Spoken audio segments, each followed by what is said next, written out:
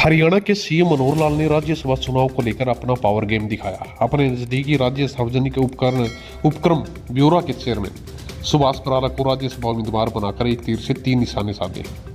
बराला के जरिए उन्होंने जाट और किसान को साधने का काम किया, तो वहीं जजपा कोटे से पंचायत मंत्री देवेंद्र बबली की मुश्किलें भी आसान कर दी है। बराला के जाने के बाद अब टोहाना से बबली के खिलाफ कोई भी बड़ा चेहरा चुनाव लड़ने के लिए नहीं रह गया है। सीएम ने अपने इस दाव से पार्टी में उनके विरोधी जाट नेताओं को भी बड़ा झटका दिया है। सीएम ने उन्हें यह एहसास करा दिया कि केंद्रीय नेतृत्व में उनकी क्या पैठ है। देवेंद्र बबली फतेहाबाद जिले की टोहाना विधानसभा सीट से जेजेपी विधायक है। 2019 में इसी सीट से सुभाष बराला चुनाव लड़े थे, हालांकि वह चुनाव हार गए थे। इसके बाद से दोनों नेताओं के बीच टकराव की स्थिति बनी हुई है।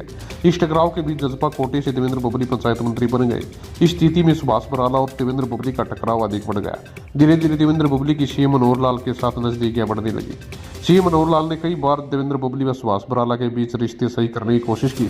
इसमें उन्हें सफलता भी मिली, लेकिन अब सुभाष बराला को राज्यसभा भिजवाकर मनोहर लाल ने अपने दोनों करीबियों को साध लिया है। सुभाष बराला को राज्यसभा से उम्मीदवार बनाने के बाद अब टोहाना से भाजपा के पास कोई बड़ा चेहरा नहीं रह गया। ऐसे में जजपा के पंचायत मंत्री के भाजपा में आने की पूरी संभावना बन गई है। इसकी बड़ी वजह यह है कि देवेंद्र बबली सीएम मनोहर लाल के इन दिनों काफी करीब है। सरपंचों के आंदोलन के दौरान दोनों के बीच अच्छी बाउंडिंग भी देखी गई थी। इसको लेकर उस दौरान यह चर्चा हुई थी कि बबली भाजपा ज्वाइन कर सकते हैं। दिल्ली में रहकर सीएम मनोहर लाल ने ऐसी रणनीति तैयार की कि भाजपा का शीर्ष नेतृत्व हरियाणा से स्थानीय भाजपा नेता को राज्यसभा में भेजे जाने के लिए तैयार हो गया।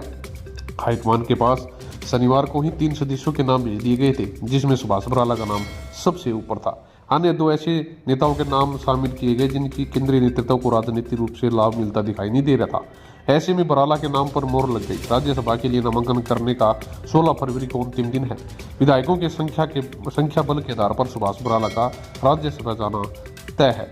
इस बार हरियाणा में राज्यसभा की एक ही सीट के लिए निर्वाचन होना है। इसलिए निर्वाचन संचालक नियमानुसार जीतने वाले उम्मीदवार को निर्धारित 46 वोट चाहिए, जो केवल सत्तारूढ़ भाजपा जजपा गठबंधन के पास ही है। कांग्रेस के पास अपने केवल 30 वोट हैं। इसलिए अब की बार केवल भाजपा जजपा गठबंधन का ही उम्मीदवार नामांकन भरेगा और मतदान की आवश्यकता ही नहीं होगी। नामांकन वापस के दिन अर्थात 20 फरवरी को ही रिटर्निंग ऑफिसर द्वारा उस उम्मीदवार को निर्वाचित घोषित कर इलेक्शन सर्टिफिकेट दे दिया जाएगा। बने रहे चैनल के साथ, मिलते अगली वीडियो में। धन्यवाद।